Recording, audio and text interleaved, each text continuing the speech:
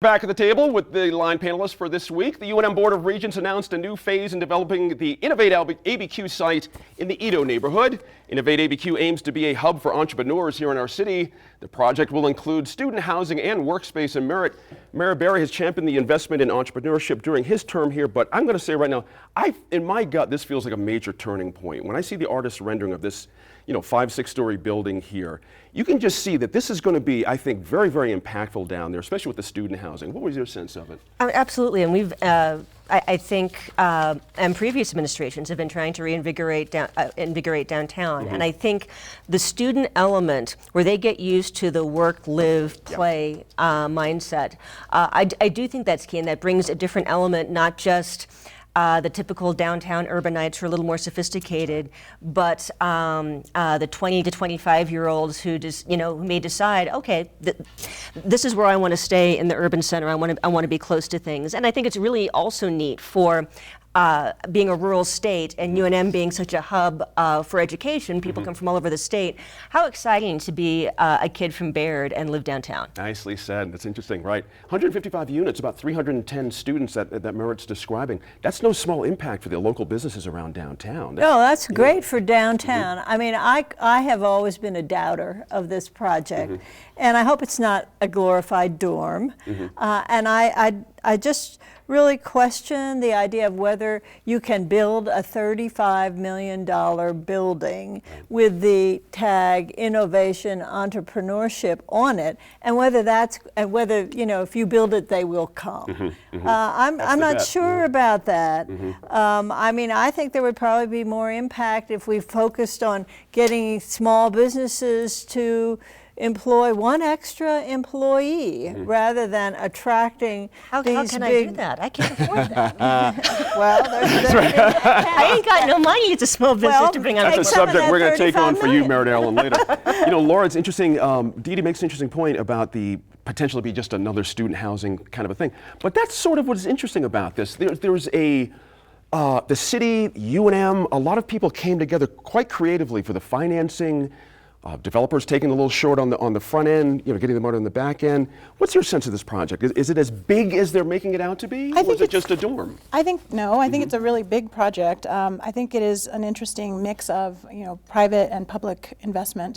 We're talking about UNM as being one of the major drivers, but there's city, county, there's private entities, and to your point about it being front loaded for the developers. Right.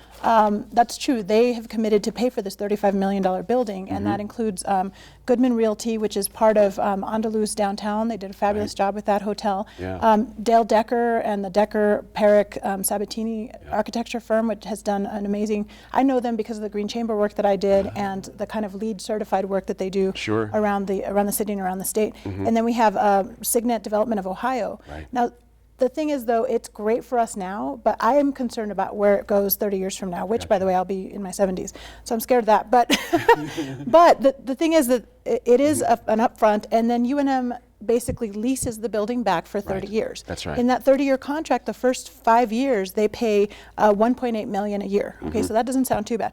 But then starting in the 6th year, it goes up to $2.175 million per year. And then every year after that, there's a 1.75% annual increase, which means that in about 8 years, you're at 14% over more than the $2.175 million. So by 30 years down the road, they're on the hook. Wow. Like, they are going to be paying a lot. And I think there's a lot of uncertainty in doing that because the projections for UNM, if you look at them over the last just 10 years, they're losing money.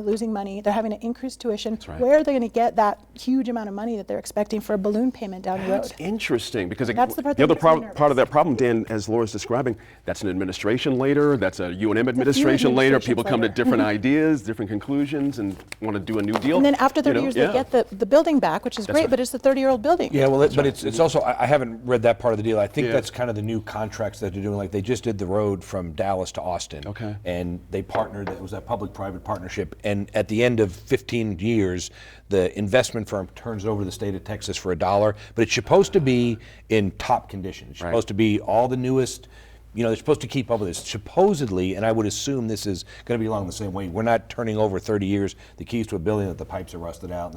But we don't know. We don't know. And so I think it's a move. UNM is responsible for the maintenance That's right. too. That's right. That's right. I That's think, right. I think And at the end of student bit day- and the whole thing. I think at the end of the day, when you travel to major universities around the country, Right. when you get to the University of Arizona's and you get to the University of Michigan Yay, Wildcats. and UCLA and stuff, Yay, Bruins. this stuff is happening all around there. Yes. And point. we have really been at a disadvantage in New Mexico.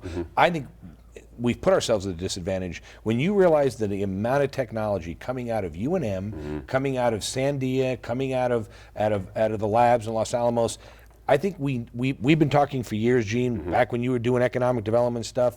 We've got to figure a way. It is absolutely appalling when you find out the number of major corporations in this country that the technology they founded their corporation on came from Sandia, came from Los Alamos, came from And the they don't University of recruit New at our Mexico, universities. and they got nothing here. I mean, they ain't even No here. presence, And so I think this is going to start moving us in that direction where hopefully, this is hindsight, but hopefully a guy like Bill Gates, is able to start something, live in an apartment, work in the facility, get some people energized, and he doesn't move to Seattle to start a company. There you go. Dee Dee, interesting, this First Baptist Church site has been under the radar by many administrations. It's just such a juicy property. Now this building's going to take up that north side of the property. Right. They're going to lose one building now, but those other buildings that face Central are probably slated for something else. Does that help in your mind juice up the situation? Because if they get those buildings right, that will inform the innovation building, it seems to me, and vice versa. Well, Is that the I noticed opportunity? that they are leaving the renovation of those buildings to the second phase, Right. rather than the first phase, because they feel that having a glitzy new building is the key to attracting the entrepreneurs. Both from out of state and I guess from in state as well. Yeah. Right across the street from that is the old Highland High School. Yep. And they already have one of these. Albuquerque High School, rather. Yeah, that's okay. Albuquerque High. I'm sorry. That's okay. What did I say? Highland, that's Highland. Oh, sorry. Anyway, they already have kind of a workspace there That's right. that is an incubator that is.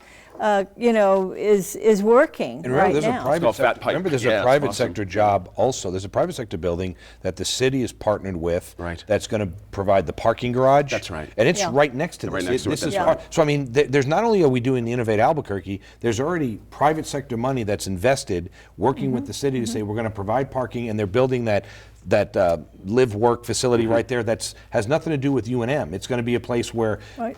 professors, teachers, right. people that are non-UNM students can live. So That's right. I think you're already Actually, seeing. it's supposed to be student housing. No, that's this. Innovate. Oh, you're talking about but the there's other a one. private sector project see. right around. Literally, I mean, the reason it's there is for this. That's right. And it's going to have bowling. It's going to have golf stuff. It's going to have right. restaurants. That's right. And so, I mean, you're already seeing the people stepping up to the plate saying we want to be part of this, and the private sector dollars are following. That's right. I got to tip this one to the Berry administration, honestly, because this was, as Dee Dee said, talked about for a long time, in theory for a long time, and here we are next August. He it breaks championed, ground. I got to give him credit too. He championed the cause. UNM, right. UNM wanted to do it, That's and right. then if you guys remember, there was kind of a part where UNM kind of was, we're not really sure, and, right. and the mayor kind of stepped in and said, we're going to do this. That's And right. It came to fruition. And there's Kudos a to model him. in Florida that we're working off of too for these innovation districts. It works. Now, when the line returns, we'll talk about the current outlook for local retail in the Nob Hill neighborhood of Albuquerque.